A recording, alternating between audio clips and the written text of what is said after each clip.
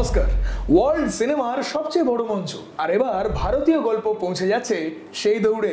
এই মুহূর্তে 98 একাডেমি অ্যাওয়ার্ডসের বেস্ট পিকচার ক্যাটাগরিতে এলিজিবল লিস্টে স্থান পেয়েছে পাঁচটি ভারতীয় ছবি। Number 1, Kantara, a legend, chapter 1।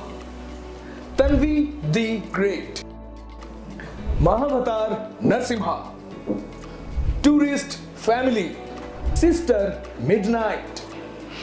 মনে রাখবেন, এই ছবিগুলি কিন্তু এখনো বেস্ট পিকচার এলিজিবিলিটি লিস্টে স্থান পেয়েছে, কিন্তু এখনো নমিনেশনসে পৌঁছয়নি।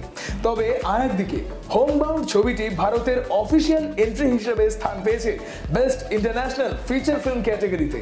সবার অপেক্ষা এখন একটাই দিনের, 22শে জানুয়ারি 2026।